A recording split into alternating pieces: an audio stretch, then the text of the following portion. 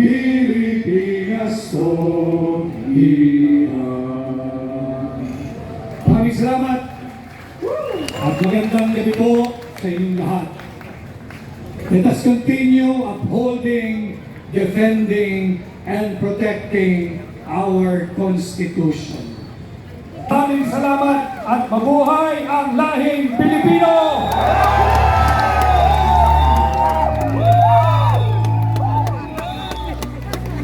Daghang salamat mga mamayan! Atong senador ang masisunod na itong mamamulong.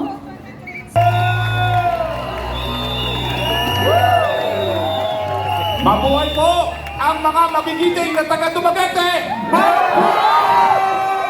Mabuhay po ang Republika ng Pilipinas! Mabuhay po si Tatay Digong Duterte! Ang mabuhay ang tunay na presidente ng Pilipinas, Sara Duterte! Mga taga-Dumaguete, bagamat ako'y hindi Bisaya, ako'y kaisa ninyo dahil halos 8 taon na akong nagtuturo sa College of Law ng Silliman University. Sino mga taga Silliman? Huwag kayong mag-alala kung kayo'y mga estudyante ko, pinakamataas na grade ang makukuha ninyo na.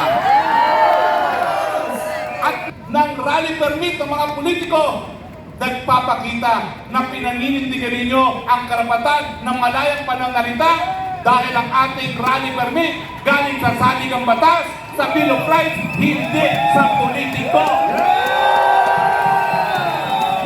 Kaya lahat kayo dito, lahat kayo dapat maging abogado dahil alam ninyo ang karapatan mamamatay kung hindi pinaninindigan.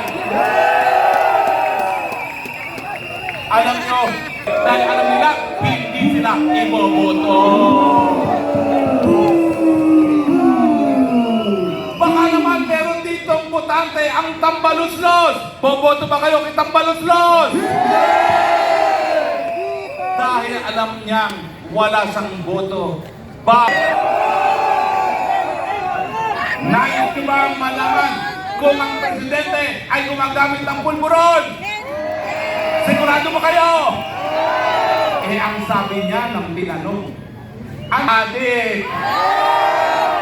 Dahil ang drug addict, wala sa tamang pag-iisip, magre-resulta ng buhay ng mga Pilipino sa gera na wala naman tayong kinalaman. Nais nyo ba ng kapayapaan? Nais nyo ba presidente nagpupulburon? Bakit kinakailangan? Ano ang panawagan ninyo kay Pangulong Marcos ngayon na may tulad tayo sa kanyang pag-iisip? Sabay-sabay tayo nang marinig nila ang ating kahilingan. Marcos! Marcos Rizal! Marcos Rizal! Marcos Rizal! Sa kanyang pagbabalentong at ang resulta kadera para sa mga Marcos. Makasaysayan ko itong araw nito. Galing sa saligang batas, galing sa Panginoon, dahil kami po ay hinugit sa imahe ng ating Panginoon. Tama ba o hindi? At dahil po dyan, ang kami po ay sisigaw ng transparency, accountability, peace, and security. Next nyo kung hindi nyo kami bigyan ng rally permit. At mula ngayon, ang itatawag Dumaguete Doctrine. Meron kaming karapatan, hindi kami papayag na masuwi. Presidente ng Pilipinas!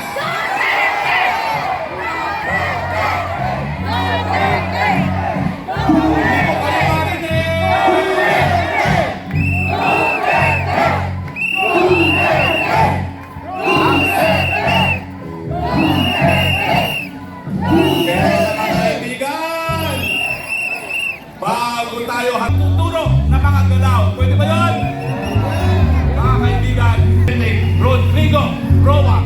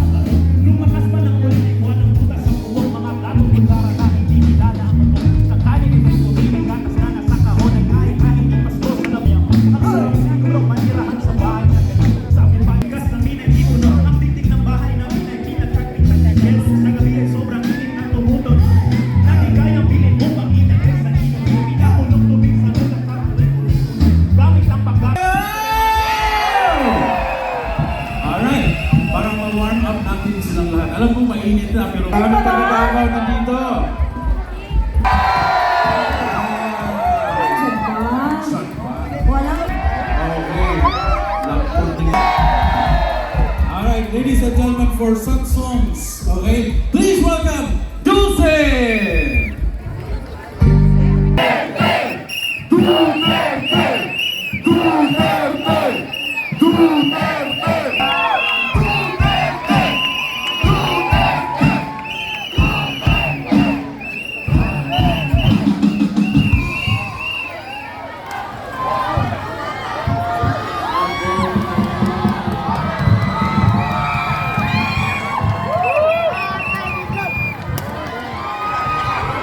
Ako makikuna na rin sa Dumaguete.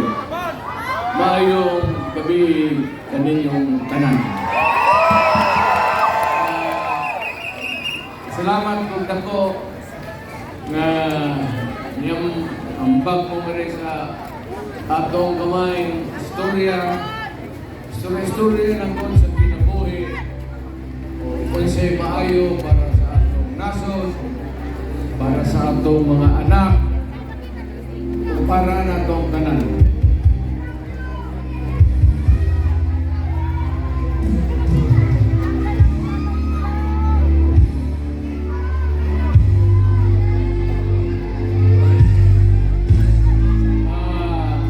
Napanay ko sa kakanta si Dulce. Hindi Dulce, Dugay na may kanila na ayon.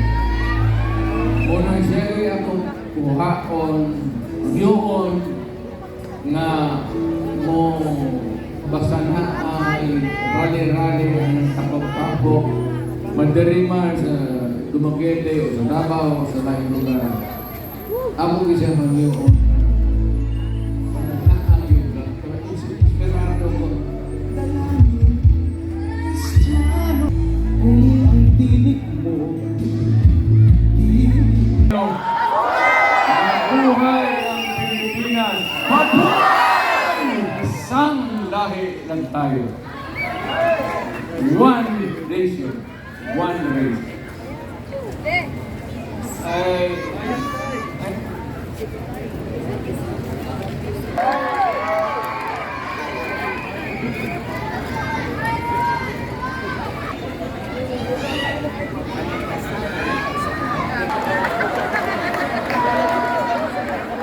alam mo, there was this request from Manila, an other person, asking me na kung salita ako either in English or in Tagalog. Kasi covered yan dito ngayon all over the nation. Eh, ang problema, hindi naman sila nakakaintindi ng Bisaya. Bagay, problema nila yan. Pero sisikapin ko na lang na mapaligaya ako na magsalita ako ng English pati Tagalog. Pero ako ay Bisaya. Sana yung Just yan, sana yung ano ko.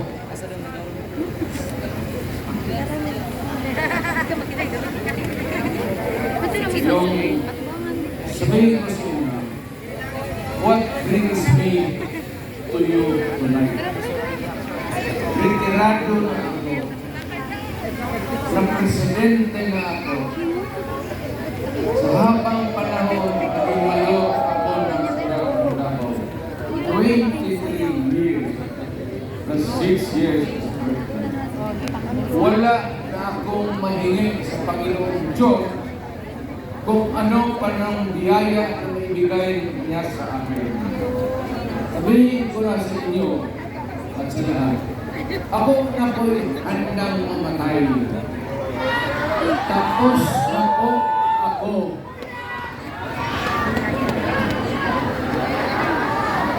Lalo na mamatay ka, magbuhay-buhay ka yan. But anyway, ganun. Na pilitan lang akong lumabas dahil dito. Remember that we are not choosing or electing or campaigning for any person. There is no election coming our way. There is no candidate or candidates that we are rooting for, but rather we are talking about the fundamental law of the land. It's the highest. Kaya nga, pag ito ang ginalaw mo, magkakaroon talaga tayo ng problema. Ever since, noong panahon ni Marcos, ang tatay niya, yun ang unang tao na ginagalaw yung konstitusyon. A constitution is supposed to be permanent. At least more or less ilang taon. Hindi ginagalaw yan. Ang batas, ang ordinansya ninyo sa City Council o barangay resolution or whatever, nandoon lang yan sa baba, malayo masyado ang konstitusyon. Why? Why? Sabihin ko sa inyo, pag wala itong konstitusyon, putang ina, maghiwalay-hiwalay tayo. Totoo yan kami sa Mindanao. Mayaman man kami doon sa lupa, sa lahat. So, ang aming buwis, malalaki rin. Kasi ang Davao, ang Mindanao, ang development, malawak. So maraming pera ang gobyerno nakukuha doon. So we can survive. Sabi nga nila, hiwalay ang but you know, ako dito sa Cebu, Danao ang tatay ko. Nanay ko, Mindanao. May konting, ako, Moro blood. But yet, I said, I'm forced to come out. Why? Because I love my country. Period. Yan ang sinasabi ko. Huwag lang ninyong galawin ang Pilipino. Huwag lang ninyong lukuhin ang Pilipino. Wala tayong problema. But once you start to magkakaliberesya talaga tayo.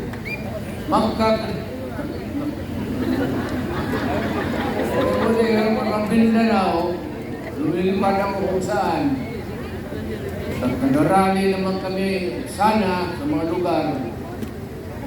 Mind you, except for Cebu, and of course, Davao, dito kami nakakuha ng permit.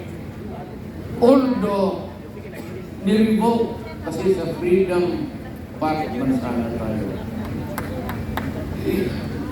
Look at the incongruity of it all. Tingnan mo naman ang Freedom Park, where we are supposed to air our view, our sentiments, ang anong sa utak natin para sa kapwa-tao natin, para sa bayan, para sa lahat. And sana kaya ang Freedom Park. But what is very anomalous is that nandito tayo kay ang Freedom Park isirtan.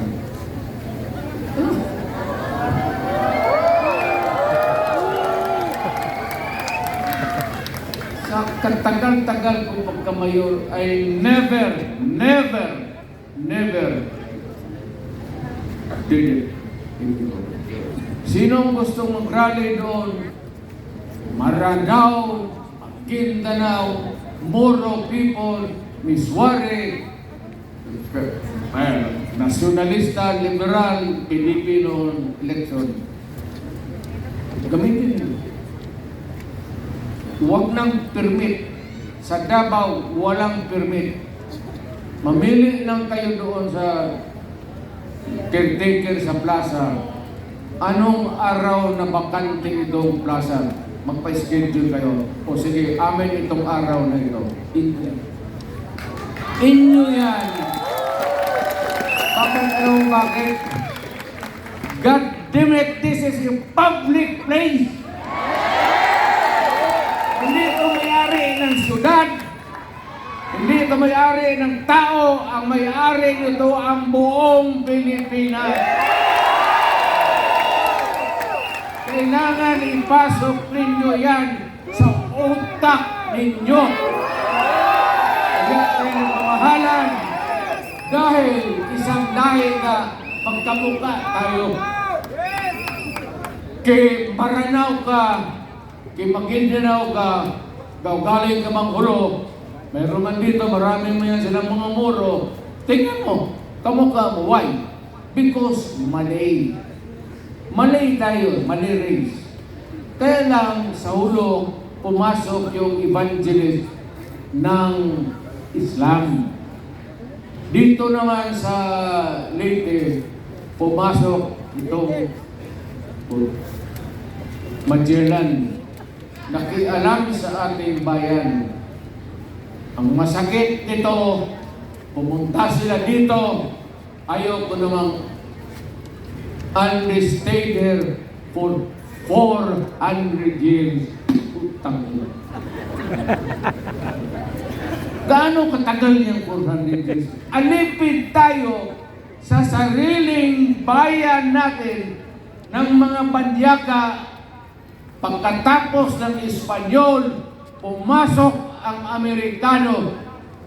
Anong ginawa nila?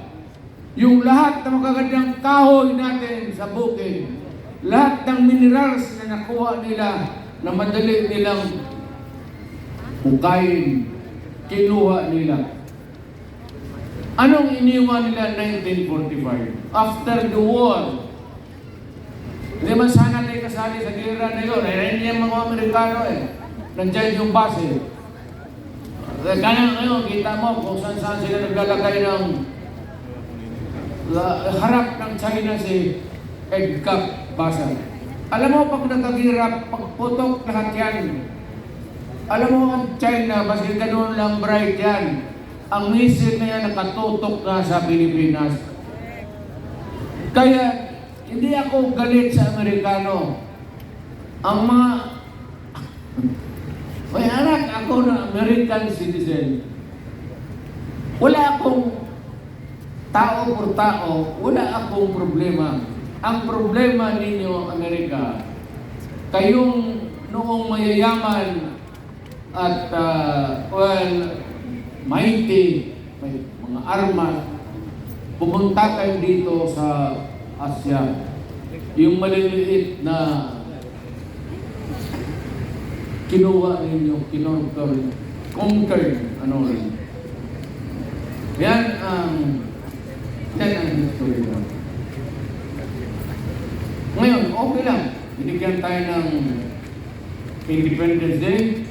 Oh, thank you. But before I forget, pasalamatan ko, ang mahal ko to, alam nila, yung mga pulis ng militar, maraming salamat sa inyo. Akin yan, maniwala kayo. Akin yan, militar, pati pulis, sa tao yan. Hindi yan nakatutok kaninong umupo dyan sa putang yan. Alam ko yan kasi galing ako sa Malacanang. Alam mo yung mga militar, pati pulis, pag luko-luko ka dyan, iiwanan ka talaga. Magkudita yan, luko lang. Magka-Pilipino yan. Yan, pulis inyo yan, militar inyo, huwag kayong matakot. Pag magpunta dito, wala yan. Iniisip yan, bayan, pati tao, pagsisilbihan nila. Inyo yan. So, mahalin ninyo ang militar, pati pulis. Mabuhay sila.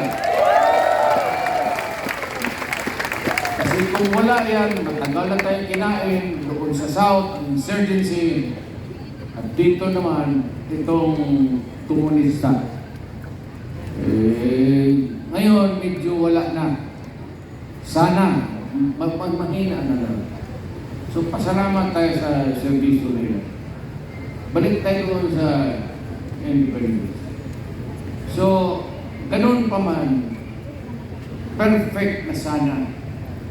But once in a while, maganda na ang takbo. Independent Republic of the Philippines. Every now and then, we have elections. We choose the leaders sa community to run the government. Okay na yan. Pero yung seasonal yan eh. May panahon talaga si Marcos noon attempted to tinker with the Constitution. And then we had trouble. Kaya pumasok si Cory at si Cory naman fix it itong 1987. Pero ganun pa na marami ang pagkukulang. May pagka-anti kasi sa establishment. Hindi sa military pati police. But they were not happy with the police and the military. Pero ako isang piskal, prosecutor ako sa korte. Araw-araw ako nandiyan sa korte ng katrayan. Ang daily bread ko is yung people of the Philippines versus yun. Ako ang nagpo-prosecute, ako ang kung maaari lang na ma-secure ko yung conviction para makulong.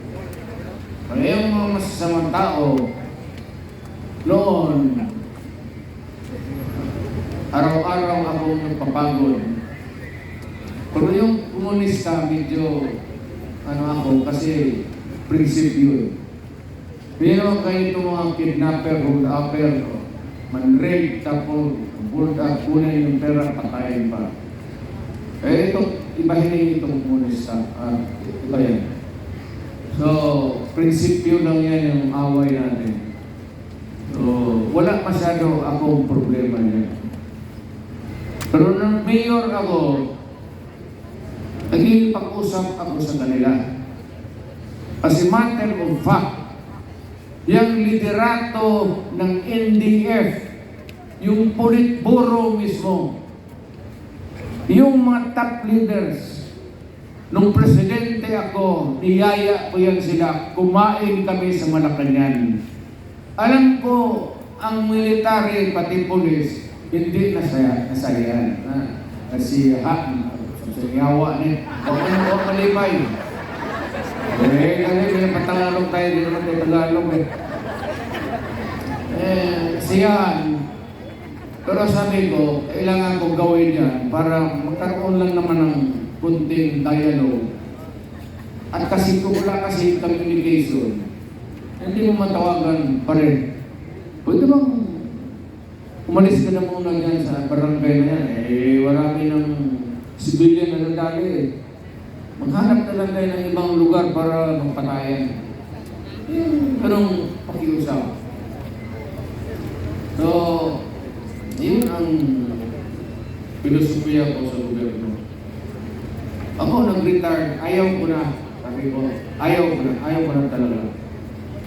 Dumating itong, bigla na lang ito ngayon, si Marcos, hindi pa naman, in fairness to him, hindi pa naman nag-uumpisa, pero may plano sila ng cha-cha. Change the Constitution again. Huwag mong pakialaman yung Constitution kasi that is good for 10 to 15 years. Unchanging yan. Kaya nang kinakalkal mo, and every time yung tatay, pati ngayon itong anak, si Ferdinand Jr., gustong baguhin. Alam mo itong konstitusyon dala ko. Itong putang ilang kapal na itong konstitusyon na ito. Ilang pages yan. Alam mo gusto nilang pakialaman? Ha? Ang gusto nilang pakialaman.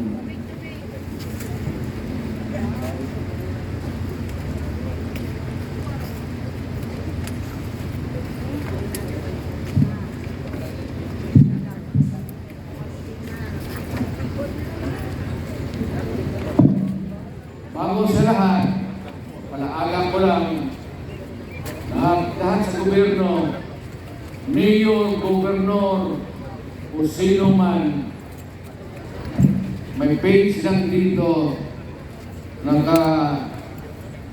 ano nang yun, konstitusyon ito, makapanto.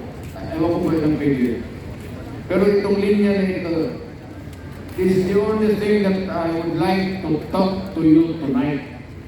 So ito lang yung relevant, ito yung may connection lang kung bakit nandito tayo. Okay, pasahin ito. No law shall be passed abridging the freedom of speech, of expression, or of the press, or the right of the people to peaceably assemble and petition the government for the redress of grievance. Hindi nga talaga ito pinaano. Kung nag-isipar, wala nang dislocation yan. You are not the owner of this town government. Hindi mo ito magpapalala. O mo sabihin na, ito, para lang sa partido namin, di sa oposisyon o kalaban, anak ka ng yun ang pang-revolusyon. Because if you suppress or oppress the people, and you do not give them an space to palabas sa inyong init nilang ulo nila, masakit ang loob nila. Kaya nagkakaroon tayo ng kaya ito, importante ito. No law shall be passed abridging, huwag mong pakialaman, huwag mong letsayan yan, the freedom of speech.